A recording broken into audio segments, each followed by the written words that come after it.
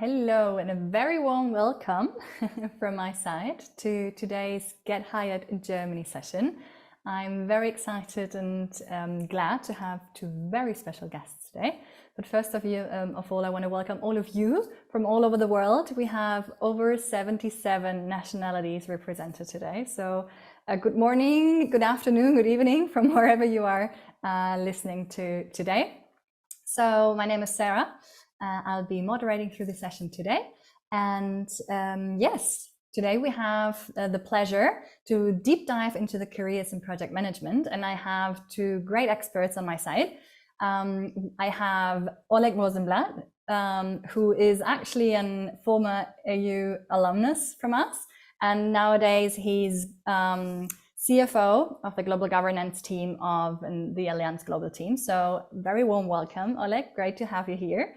And thank you very much. On your side, we have Dennis Stöckel with us. Hi, Dennis. Great to have you. He's director at M2 Business Consulting, where they do big projects with customers, and he has worked in IT project management before at a big pharma giant Merck. So a lot of experience here in the room today. Thanks both of you for joining. A very warm welcome from my side. Thanks for having us. Yes. So I'm very excited to hear, more about your paths and about getting all the insights for our international guests today. But let's have a little, personal digging into the session today. Dennis, what would you say? What fascinates you about project management that got you on that journey personally? Great question to start with. So for me personally, it's just you have something different to do every time. Like every project is different. You don't have the same project twice. Even if it's, for example, an IT project, every IT project is different. You always meet different people. You have different teams. You meet new departments. You have new contact persons, new stakeholders. So you always learn new things. You always learn new people. And for me, it never gets boring. You always have something new. You always can learn something. And that's really the three key pillars, I would say, for me, why I decided to go into the direction of projects. I can see that. It sounds like a very, versatile job to do. What about you, Oleg? I mean, first of all, for you, because you're our international guest here today, probably you can also tell us what made you decide to come here to Germany to pursue, your career. And then, obviously you're not classically only into project management, you're also into finance, but just like, what took you on the journey and what is your take on project management in that regard? Well, it's actually interesting because I came to EU Business School as an opportunity to do my master's degree, and I wanted to do from the beginning in three different places, like one semester in one place, another in Geneva or Barcelona and so on. And at first point I came to Munich and I fell in love with the city at some point, and with my former student colleagues, and decided to stay in Germany. So that's how the decision was made. Yeah.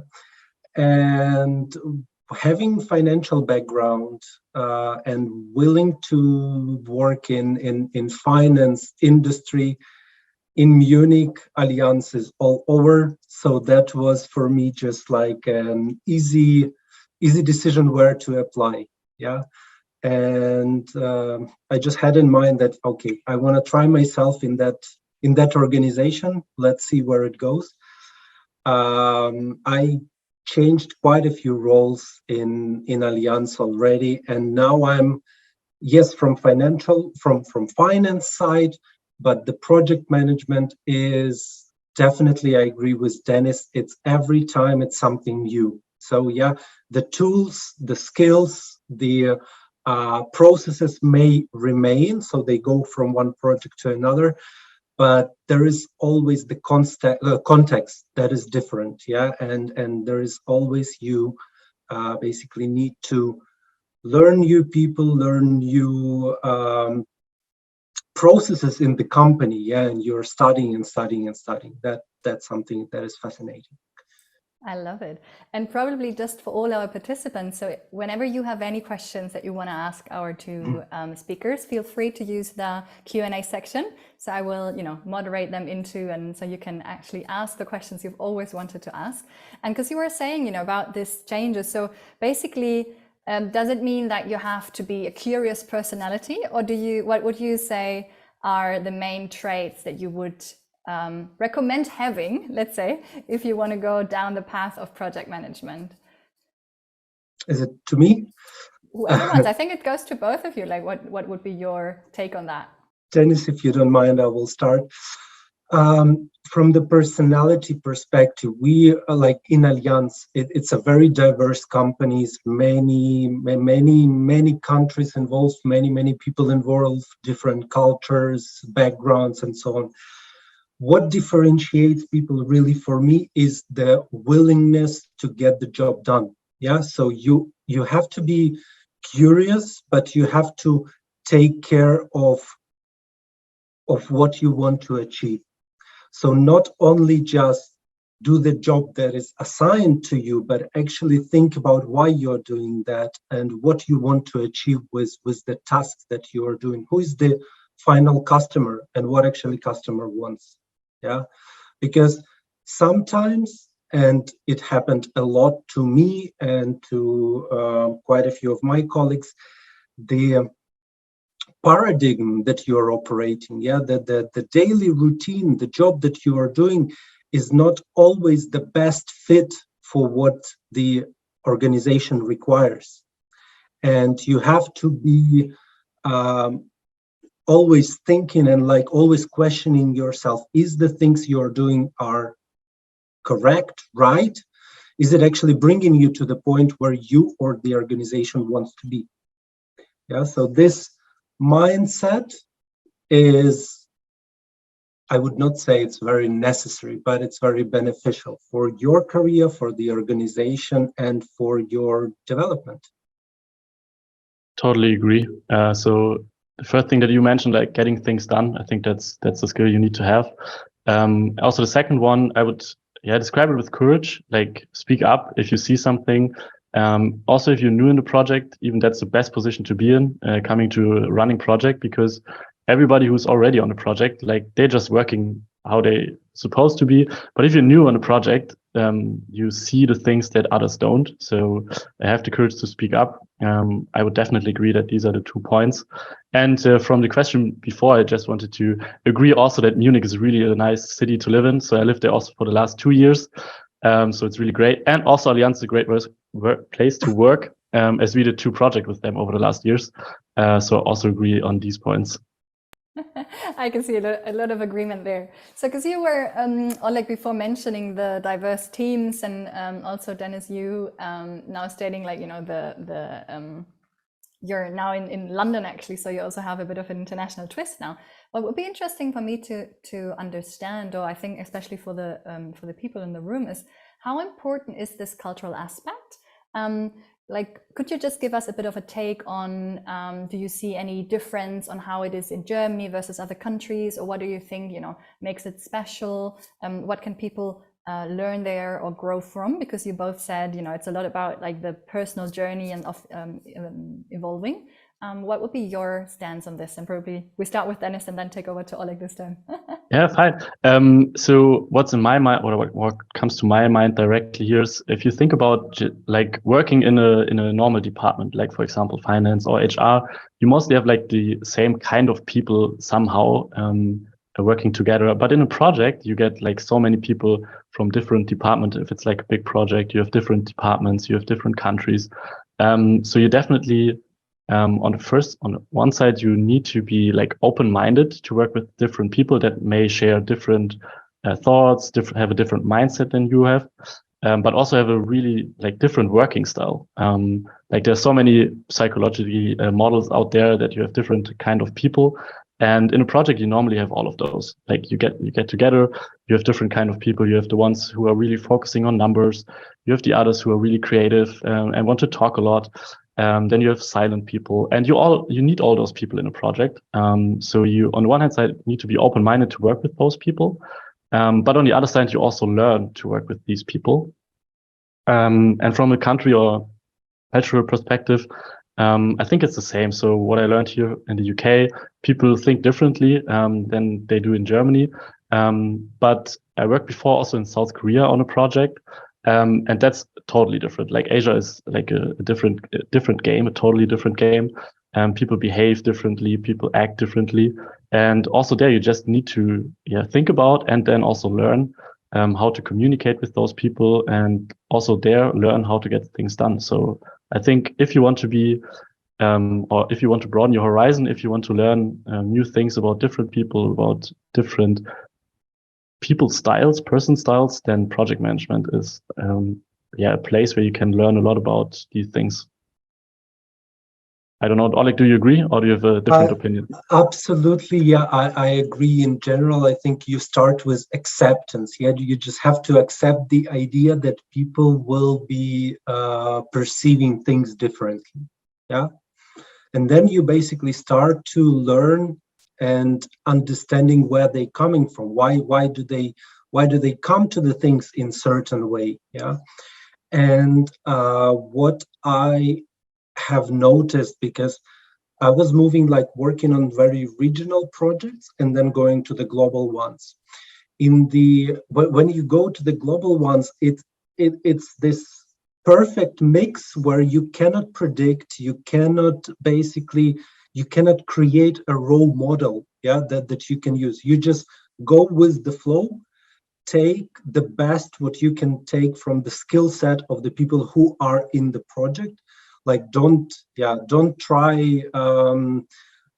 judge the fish by how it flies, basically. Yeah, so for me it's always important just to make sure that people are happy on their role. Yeah, so they are dedicated to exactly the field where they want to be, the task that they want to do, and just go with the flow. It's very flexible. I think in any project, I have not been in a single project that really goes smooth and without any hectic tasks or to-dos on more or less daily basis, because there's always something new comes up, or some ideas or some discussions. Yeah, and in the global project, it's a pressure to have a diverse team that can think or see the things from different perspectives. So with that, you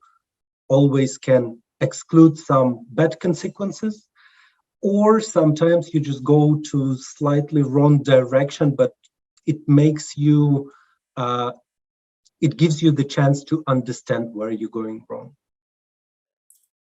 Wonderful. So I see like a lot of perspectives add complexity, but at the same time, obviously make it more interesting and bring other perspectives to the table. And we have quite a few questions from our participants, and one, because it relates to this international aspect, I want to put now, because I know that it's probably on the tongue of many, which is about the language barrier, right? So how does it, or the question is it important to be multilingual and have good command of a German language in order to be successful in project management? And probably we can see two perspectives here, because Oleg, you're currently in a global team, and then Dennis, how does it work, in a more local setting? I can start. So you're right, we had a discussion yesterday because we're just looking for someone in our team that can speak German. So I would say it's really depending on the team and like if it's a local or a global project. I would say that we can see a shift. Like when I started 8 years ago or so, it was really important to speak like the local language. But nowadays, you're really good to go with English. So as long as you can speak English, all the global project, all the big projects in big companies, you can be a part of. In like smaller companies, so we are working also together with smaller companies, we still see that German should be like in your skill set somehow. But also there we see the shift that English is getting more and more the focus point. So I would say I would say it's fine with English right now. Just if you want to work like in a real local small German company, then it's probably needed.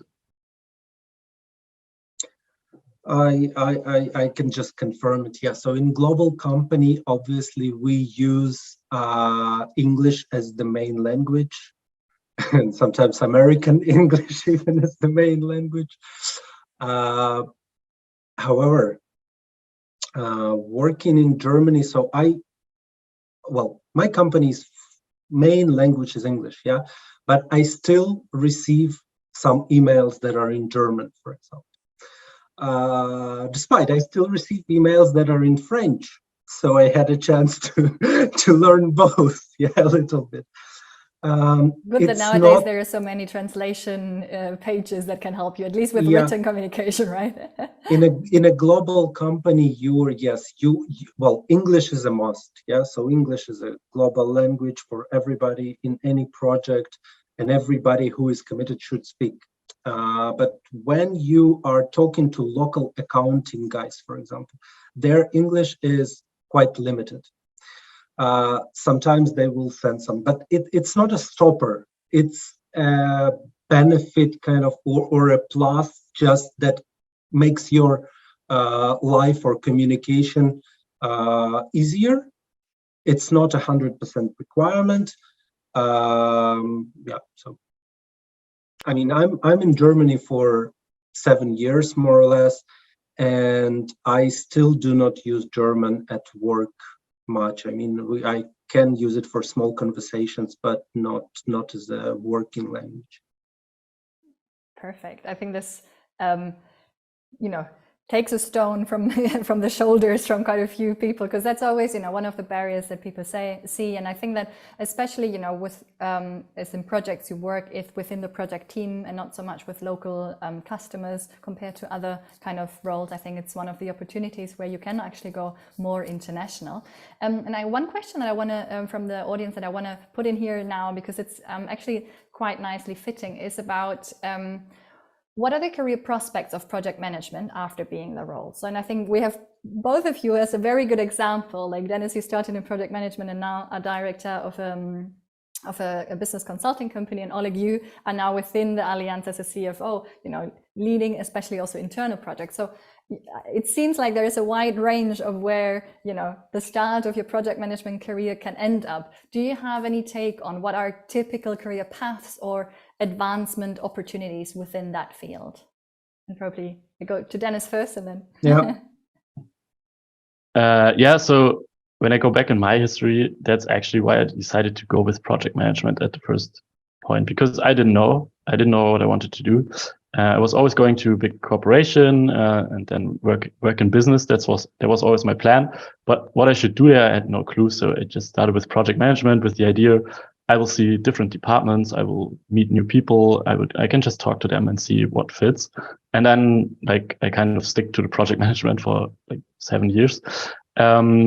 I think you have so many options because you acquire so many skills in project management. It's not limited to just one particular skill that you may need if you want to work in HR for the whole of your life or in finance for the whole of your life.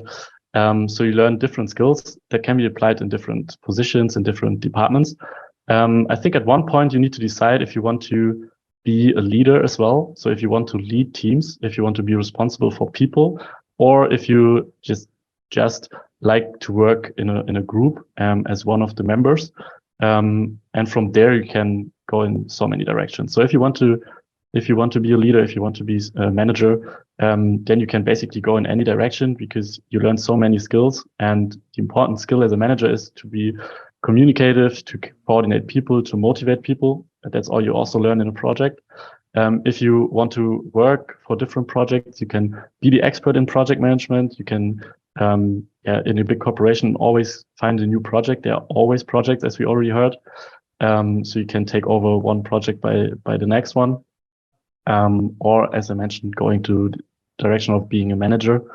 So from my perspective, from my opinion, there's really no for a future career path. And Oleg, if you probably could add, because I have one question from the audience that probably fits into that, which goes more about which kind of roles are available in project management, right? Like you already started and touched on this. Probably you can add on that, because it's about, like, industries and areas where actually project management is applied and where it can lead to. So probably you can put that angle into your answer. First of all, I agree with Dennis. Basically, there is always two paths of your career development. Either you go to the expertise role or you go to the leadership role. Yeah. So expertise, it means like you have probably your tool or your skills, and you become an expert there and apply it directly on your own. You have the task, you do it. Leadership, very, very much different. Yeah. You're managing people. Yeah. That is not for everybody. Everybody wants to be a manager, not understanding what manager role or job is. So you'll get to this point where you understand, like, it is difficult to manage people and take care of their tasks and problems and so on. In general, with project management, I think you acquire quite a wide range of skills that enables you to go either with the flow with this project, and then you become probably one of the people who are grabbing the benefit of this project or working on it as business as usual thereafter. Or you go to the customer, probably like being a member now of the customer team to use what is the product or service of this project. I just from the examples, what roles can be available in the project management? Yeah, I was recently in the transformation project of the organization, and it's everything. There's no limit. We had people from HR, we had people from legal office, we had people from IT, we had people from procurement, finance, whatever, corporate responsibility and ESG, whatever. It can be everything pretty much. It depends really on the project, because you can find those global, especially project, which touch every aspect of the organization. You will find person from probably every single department, yeah, more or less, or somehow connected. I would say if you are really if you are thinking or willing to be an employee in this environment, you should start from learning about the organization and learning about the projects that they're doing, because it's not about the task in the end. It's more about the kind of the general purpose of the project or general purpose of the organization, because that's the projects, they are usually relatively short or mid-term. Yeah, they will end and then you continue. But where exactly do you want to continue? Yeah, which field? Project management gives you the chance actually to switch, to choose, to see one area, another area, and then decide where you want to go to.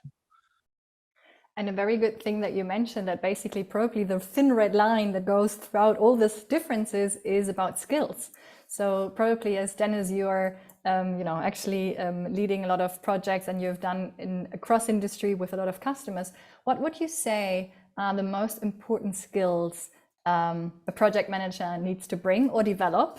And what can our participants sort of like focus on if they want to develop these? What would you say? Yeah. So if we hire someone for projects, it's mainly we are looking for soft skills and attitude, because everything else, like the tools to manage a project, you can learn that. But I can't teach someone the attitude of like getting things done, of getting things wanted to be done.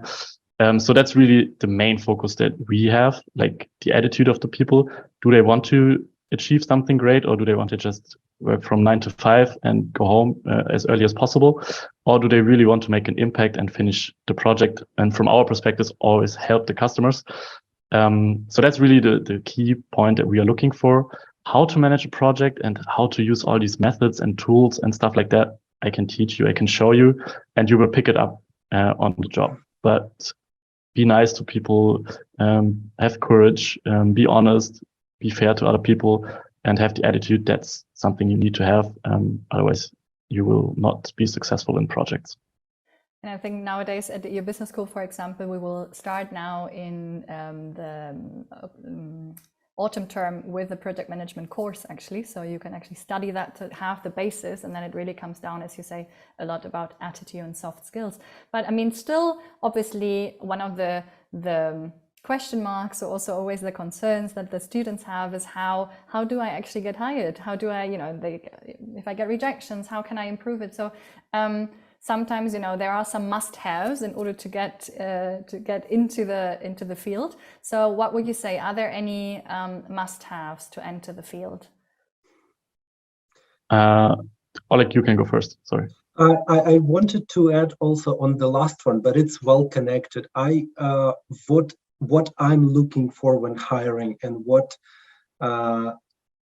is the best fit to my mindset, probably, the people that I get along the easiest, and we can work quickly and so on, is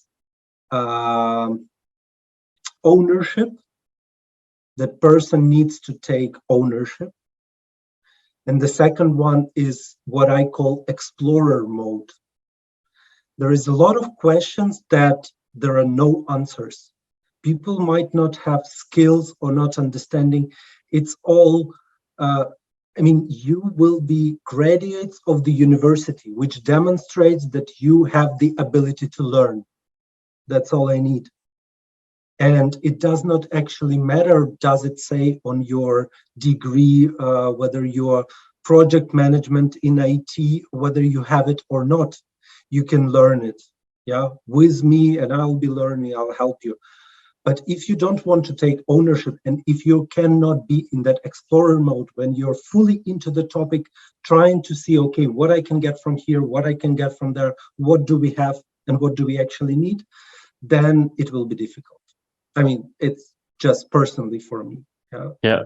We don't call it ownership. On our side, we call it responsibility. So are you able to take over the responsibility for a project, or do I need to follow up with you like 2 times a day? Or can you just get things done on your own? I think that's really important part. And also what we try at least to find out in the first interviews is, do you blame yourself if something goes wrong, or do you always blame others? Like, for example, from a football background, if you lose the match on the weekend, is it like, okay, my team was playing bad, or what can I do to be better next time? That's difficult to find out because, now the light is off, in the interviews, because we all know that in interviews you try to be the best self, the best of yourself. But I think that's also important, like to think about yourself first, like how can I improve before blaming it on other people. So I see that we have a very, very strong focus on soft skills and attitude, and like taking ownership, on pushing things forward. And I have a question here. On what kind of level of IT skills are essential. And I think like having that take on what role does technology play nowadays is quite interesting. So probably you can just have a bit of a description there. Also, like probably are there any tools? Dennis, as you've done that like across different companies, how would you say, what is sort of like the most important IT skill or the level that is needed? Yeah, I would stick to my earlier statement. So all these skills, like how to use tools, you can learn, but the ground things should be there, like a solid understanding of how to use Microsoft Office products, how to make a PowerPoint presentation. We see that that's a skill that's like going away a bit. So we really need to teach people how to make PowerPoint slides, because you have so many tools out there right now. Think about all the AI tools that are there. You can use them, but still you need to be also able to do it on your own. Also Excel, at least the basic functions should be there. But how to use a specific tool, it always depends on which customer. So it makes no sense to like focus on Monday, for example, and just be good there. Because if you go to the next customer or the next project, they may use something else. So just a solid understanding of the key tools that you would use, which is basically Microsoft Office and maybe like Jira and Confluence and these kind of things. But as mentioned, like tools you can learn probably really quick. And we of course have some experts in different tools, that they can do things that I can't. And I also don't want to do it because you then have the experts to do that stuff. So from my point of view, and Oleg, maybe you can add to that, if you have a solid understanding of the basic things, you have a really good foundation, and then you go from project to project and learn the things you need to know. I agree. A lot of things are company specific. Yeah. So depending which software you use, which, I don't know, accounting system you use and so on. Microsoft Office, so Excel, Word, PowerPoint, maybe OneNote, not everybody is using that. Excel, I mean, you should know how to work with database. Yeah. So some ifs, VLOOKUPs, I don't know, those like basic things. And then you learn. Yeah, it also depends which position you apply. Yeah, because if you apply to the position of software developer, Microsoft Office won't be enough. But on the entry level, I think it's for the majority of the roles, unless you're going to the expertise position, the basic Microsoft Office should. And maybe to add, from my perspective, what we saw like the last year now with all the AI tools, ChatGPT and stuff, it's not necessary to be an expert in all of those, but at least know some, because they make your life easier. So they don't replace your job, but they make your job easier. They're always a good starting point. ChatGPT, for example, to get some first thoughts, but they should never replace your whole text. There are also tools that build your PowerPoint right now, but they don't work 100%. They're always a good idea to get like a starting point, and to be just a bit keen on technology, new technology. We also have like, I think we do it now once a month in our company, that we just pick one tool, someone tests it, and then he makes like half an hour presentation about it. Can we use it? How can we use it? Is it interesting, or does it make no sense to use it at all? So be keen about new technology, just try it out, be open-minded there as well. And one question I have here, I think that relates to that. So now that we know it's about, the soft skills, about being curious, especially getting the willingness to get the job done, taking ownership. So what does a typical interview process look like? This is a question from the audience. And I think it's a good, when we tap into the tips about career, it's quite a good starting point. So probably, Oleg, you can give a bit of an insight there. In my organization, probably it's a bit different. I mean, we have the process in place. So first you do the application on the website. Yeah. Then the system gives you the suggestion based on the score, kind of it finds the key points in your resume and cover letter and so on. Then HR looks at it, and then HR recommends to the hiring person who to invite for interviews. Out of 100 applicants, usually it would give the recommendation to look at 25 to 30 profiles, and out of that, we're usually selecting 6 to 8 people to interview, unless we see something specific in one candidate, like not one, but 2, 3 candidates. And then you have the interview with, most likely it's going to be a phone call, just like half an hour, first to speak, either with manager or with the dedicated person from the team. Then you're invited for the interview, which can be from 1 hour to 2 hours. It has the just conversation, kind of a little bit question and answer session, and then case study. So you have to demonstrate some skills. And after that, you may be, if there are some points to clarify, that you will have another interview with the top management, depending on the position, but with maybe the same manager or or some other manager to clarify all of the questions, and then you're basically your start date. I think I kind of agree on like that's how it works in big companies. For us, we have now like 35 to 40 people. It's a bit different because we're just a little bit smaller. The ways to do it are shorter and easier, and we also don't get this many applications. So for us, like I screen all the applications that come in for project management roles. And then what we normally do is like also, like Oleg said, like 20 minutes, half an hour phone call. That's normally someone of my team, just checking out if like the basic attitude, the basic mindset is there, that also the person would fit in the team. That's normally the first step. If that's agreed, then the second step would be come to our office and have a talk for 1 hour, which also includes like a small assessment that we do, mostly also like a little presentation that you can prepare from home before, and then it's just talking about it, where we want to see, okay, do we have like the basic skills to how to use PowerPoint and how to talk in front of some people about any topic. Then we talk about your goals for the future. That's always important for us. So you're always applying for a role, but what's your like future plan? Like where do you want to go? What's your goal for the next years? Where do you see yourself? These kind of things. And then after the visit in the office, it's probably already done in our case. So we make a decision on the next day, and then you either get a job or you don't get it. But what we also like to do is like really provide feedback. If we can't give the job to someone, at least explain what was the reason. Other people were better in this kind of area or stuff like that. So that we also give these applicants like at least an information what they can do better for the next time.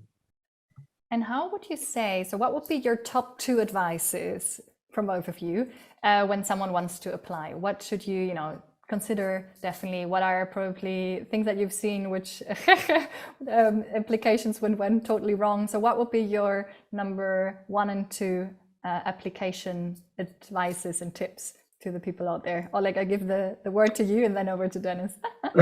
Great. I would say it's one thing, but in 2 points. Look, when I looking to hire someone, I receive, I don't know, 30, 50, 100 applications. Many of them are quite similar, to be honest, because people just write the cover letter, CV, showing, okay, experience and so on. What can make you an outstanding candidate is when you tell me something specific about my company or about the role that you're applying for. Yeah. So when you are in the application process, at least learn or study something about the company that you're applying. Don't just apply for the sake of applying, please, because, well, it's just waste of time. Another is obviously learn something about the position that you're applying for. Yeah, be specific. So don't just tell that you want to work in whatever Allianz because it's a global company and it works in insurance. We know it. Yeah, it's written on every cover letter. So study. Dedicate your time, spend some time, and please be more specific. Yeah, so that is the hint probably for the big companies that can help you to be outstanding from the 100 of cover letters or CVs that I look into. I kind of agree, but I also have a controversial meaning or opinion on that one. So first of all, if you want to stand out, that's definitely something to do. It also changed here. Like nowadays, we get like 100 to 200 applications for the same role. Some years earlier, you only got like 5 or 6, and then you don't need to be like really different than others. But right now, it's the case, so you need to stand out a bit. But from my opinion, and I discussed it with a lot of people, and I'm may on the minor side on this, but I don't read cover letters. So if you write me a 2-letter page on why you want to work here or what you did, they are all so generic. So I stopped reading them. I don't have the time to read like 10 times the same letter, and somehow it got like this. So all cover letters are the same. So what I saw, what I really liked, and what I also try to implement in our company, that you not only have the possibility to upload like a PDF file, but also maybe a video of yourself, which would be really cool. To just see your face, see how you talk, and share your opinions on some things. But also there, it shouldn't be generic. It should really be fitted to the position and also to the company. But that's why we do probably more like these first interviews from 20 to 30 minutes, because we just call the people from their CV. So if it's a fit from a CV, we just call them and find these things out. Because in the cover letter, you can write whatever you want to. I just need to believe that's correct. That's why I don't read them anymore. So I'm really like on the position, just call people for like the first couple of minutes and find out if it's a fit or not. But I know that a lot of companies still require these cover letters. So don't take my word for granted here. But I hope that there will be a switch in the future that it's not required anymore. Yeah, I think the market is changing here as well, obviously. Like from a career, I mean, I used to lead the career services at EU Business School, so I've seen or talked to many companies about this. So there is a shift in the market. Some, as you said, are still having it as a requirement. I think the important bit is definitely the CV. So when we talk about must-haves and don'ts, it's definitely getting familiar with how the German version of CVs are, right? So for example, they're shorter than in India. We have pictures on it. Make it structured, make it visual, things like this, because I've seen very bad and very good CVs, and they make a difference because they're like your business card, right? Like they're your entry ticket that bring you into that conversation that you're saying, like, right? If I give them a call or not. So I can only encourage the participants in here to really have a look at that. And for example, at the business school, we have support for these things because it makes a difference to actually then getting invited, and it's probably standing out of the crowds that you were saying, Oleg, if you get so many, who do you choose, right, to invite? So I think this is very important. Are there any other things that you as advice that you would want to give out when it comes down to, the application process or that, that area in particular? Are there any things, that we haven't covered, but our participants should know for sure? So for me, maybe one thing that I would like to add is like, as Oleg mentioned, you need to be prepared, like know something about the company, but it's also not an overkill. Like if you talk, you don't need to have all the information. You don't need to know how much sales we did last year with the exact amount of millions. Just be in the right ballpark, have like a rough idea of what we do, what we want to achieve in the next years, and try to tell me why you are the perfect fit to go that way. Like, why should I hire you to go in the direction that we want to go? How can you make an impact there? How can you help me to get there? Yeah, I absolutely agree, and I would just add to the words to the Dennis, what Dennis said. Consider every interview or every opportunity that you are applying is not only what company can give you or what this position offers you. It's also what you're offering to the, so I mean, both ways. Yeah, it's not only about the you're gonna do your job and you're gonna receive the salary. Think about, like, do you really want to be in that position, work with those people for the next, I don't know, 2, 3, 4, 5, maybe 10 years? And what can you learn from it? Do you really want to be part of this team? Yeah, what does it offer you? So be confident.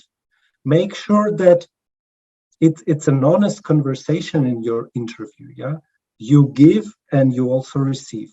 So yeah, just try it out. I mean, and make sure that you really want to do it. That's the I think the most success story starts from here. I love it. Totally agree. Totally agree. Maybe one thing to add, which I noticed like 2 years ago, and I think I read that, or you read that everywhere, like be prepared to ask questions. Because if I'm just talking and you have no questions at all, I'm like, okay, why do I spend the time right now? Like, you don't want to know everything. And I do so many of these interviews. I'm definitely sure that I tell a lot already, but I miss out on anything in any interview. So if you're not prepared to ask questions and just write down like 5 to 6, there will be probably at least 2 that I didn't cover in when I talk to you. And it just shows that you thought about the interview beforehand, that you are prepared, that you really care for the job. And then I can totally agree with Oleg what he said. It's not only what can the company do for me, it's also what can I do for the company. And then you are already on a great way to get the role. It's about, like in every human contact, right? It's about being interested on the other side as well, right? And because Oleg, you mentioned about, like, you know, being aware if I actually want to work there. Dennis, as you've worked in different companies, probably you can just give a little idea on how do I choose the right company? Like, how do I find out, or what should I have a look on or consider which role to apply? Because very often, you know, it's one of the challenges. Where do I start that journey, or what are the main let's say search criteria I go for to find a good matching spot for me to start my career there? What would you say? Maybe two things. So first of all, I think that's something that everyone should be aware of. If there's like a job role written on the web page or something or somewhere, you don't need to check all the boxes that are listed there. No one will check all the boxes. Also, experienced people will not like check all the boxes. Like, it's normally like, please have 10-year experience and study 5 different things. So even if you don't check all the boxes, please also apply for it. I think that's first a really important thing. And then from my perspective, working in a big company and also now in a smaller company, for me, that's totally different roles. So I needed to learn, I learned so many new things, and I also had to learn so many new things in a smaller company. Bigger companies are a little bit, heavier, slower. So from my perspective, that's something you need to decide first if you want to work in a big corporation like Allianz or other big companies in Germany, or if you want to be like part of a local smaller company, because they behave different. In a big company, you're just a number at the beginning. You get like an employee number, and then you start working, and then you make your name. In a smaller company, you're there in the spotlight right from the beginning, because you don't have, or we just need to rely on everyone that's on board. So in a big company, you may have some, I don't want to call it free time, but you have some more time to get to know the company, to get to look around, to network, to do maybe a bit other things than you are supposed to do, still related to the company, obviously. But in a smaller company, if you don't work, people will notice. So I think that's for me a big difference between big and small companies. Other than that, if you're not sure what you want to do, go for project management, as mentioned before, because you can see so many different things. I think that's important. First two important things. Or like maybe you have different ones. Don't worry, Oleg. I have another question prepared for you. I have another question prepared for you. I was listening to it like, well, that's nice advice from you. Yeah. So probably, as we're talking about advice, Oleg, you know, as you were studying at EU Business School, like you're an alumnus, probably you can just give, you know, advice to EU business students, like how would you start, or tips to start a successful career in Germany as an international in that regard. Do you think that I know? Well, I mean, definitely.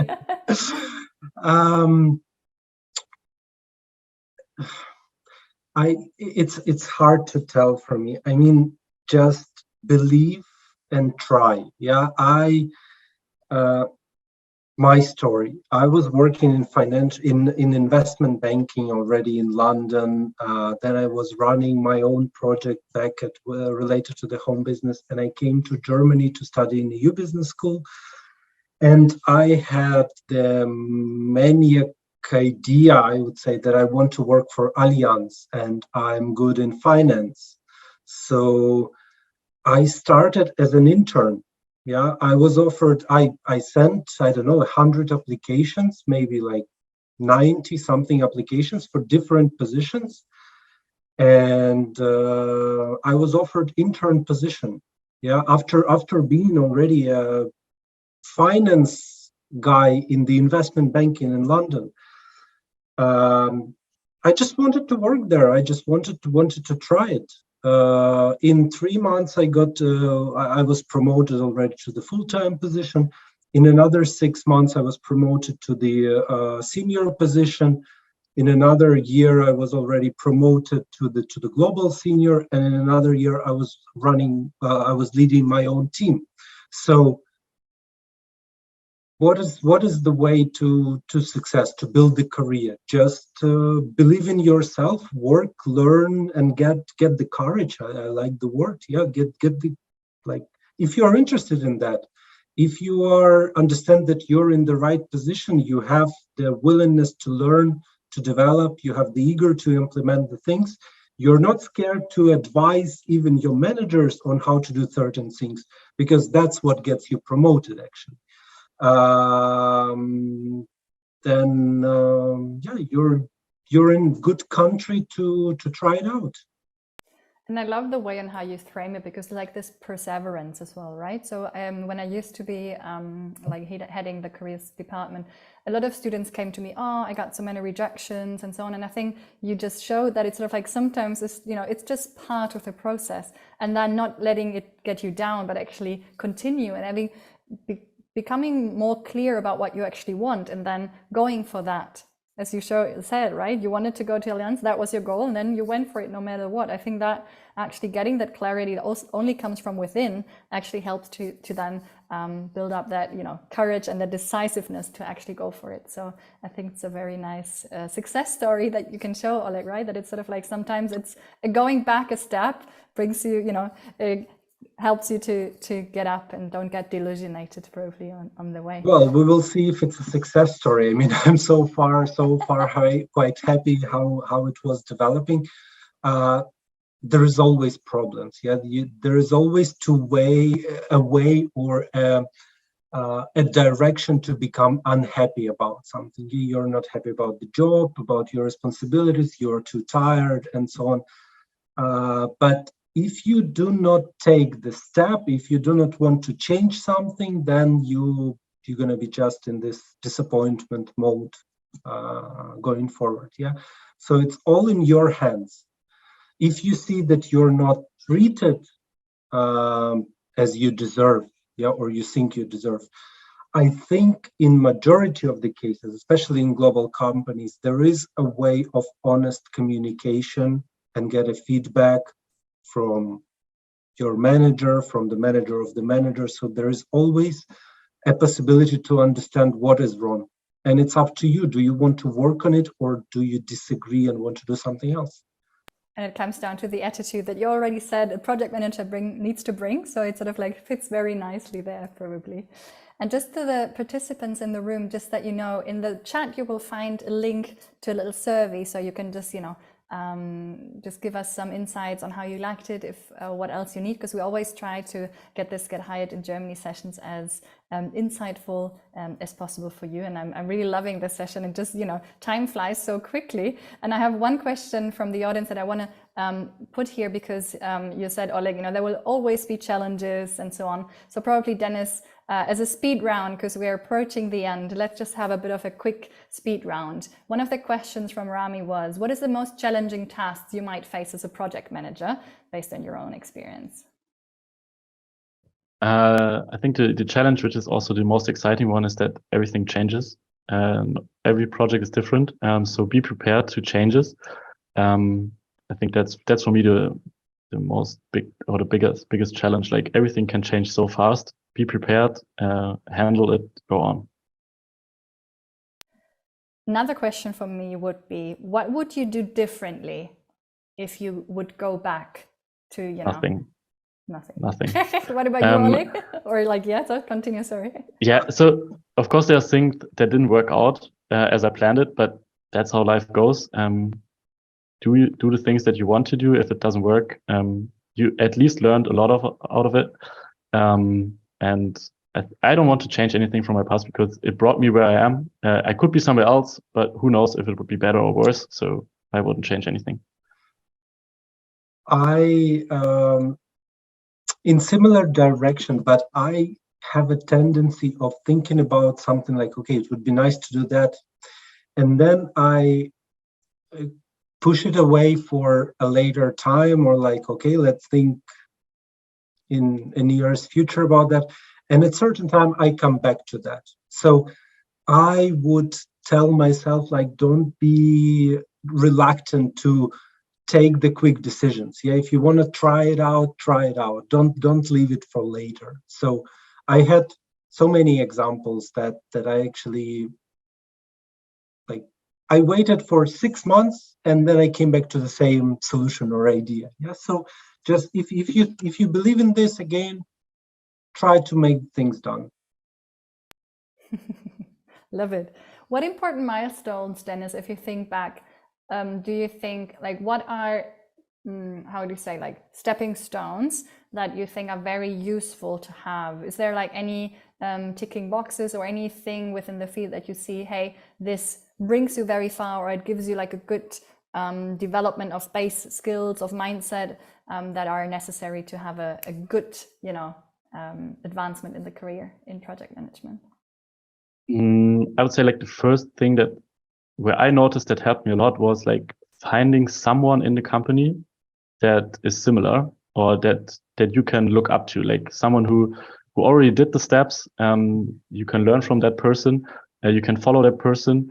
So that was like a really big step for me. So before that, I was like working in different projects, doing my own stuff. And then I met one of the people in a different project, and I learned so much from him. I copied, I didn't copy it 100%, I copied it, but then I made it in my own way. And that brought me so much forward, so much more attention in the project. So I would say that was, at least for me, the key milestone, to find someone you can look up to, and someone you can like learn something from, like kind of like a mentor. Great point, and I agree with that. Mentoring is the big thing, and also your manager. Yeah, so if you can really relate good with your manager, and if you want to be in your manager's shoes in 1 year time, and he is fine with that as well, then you're in a perfect place. You will be enjoying your work. That's a very good one. And probably, Oleg, just one to you. Which benefits do you see of gaining study experience abroad in Germany? Like, how did your AU studies probably helped you on your path? What would you say? I would say there's nothing concrete that, like, if you get your experience in Germany, then you're a good candidate to be everywhere. It is not. If you're working in Germany, great, you have international experience, you looked at something else, but there is no guarantee if you go back to another country, you will be in the same culture. I know it from, I also worked on side projects. Even in Germany, you can see companies that behave and treat people differently. Yeah. So it's not like being in Germany, it's not just about the work experience. It's part of your life. So yeah, just get used to that. If you don't like it, try somewhere else. If you like it, you may decide to stay for longer. It's a bit like, as you said before, right? Life is about change and actually getting experiences. So it's one of those opportunities to gain your experiences, to challenge yourself and to grow. And that's basically probably the attitude that's needed in project management, as far as I'm learned from you today. So thank you so much, the two of you. Like, the hour went by so quickly. You answered so many questions. I want to give both of you the last word, just, you know, as a heads up to the group. If there's one last, quote or sentence or heads up, as said, a big thank you from my side for having us. Warm hello and nice evening or afternoon or morning for wherever you are in the world, for being here. And then I start with Oleg, and then over to Dennis for the last words to end the session of today. Well, really, the hour went so quick. I want to thank you for participating. I just want to encourage you to, it doesn't matter which kind of skills you already have, does not matter how much experience or to which level of graduate program you're in. Just try to make the things that you think you will be a good match to. Yeah, try it and then see whether it works or not. So don't be scared that you won't find a job or be in the right position and so on. Doesn't matter your CV, your background. At least do the applications, study the place where you want to apply, and make the things done. Great. Also, big thank you from my side. And maybe my advice would be like kind of 3 parts. It's okay to be afraid, but still do it. So you can be afraid, but just go for it. Go for the things that you want to do. It's also okay to fail. You learn from it, but keep in mind, never do the same mistake twice. I think that's something that we heard so many times already in our life. And also for the students, it's okay to be young. You don't need to have all the knowledge, all the know-how, everything. We all started with our career. Many people did. So it's okay to be young, learn your things, do your work, and then you will be successful. Thank you very, very much, the two of you. Have a great day, everyone, and see you at the next Get Hired in Germany session. And thank you, guys. Bye-bye. Thanks, bye.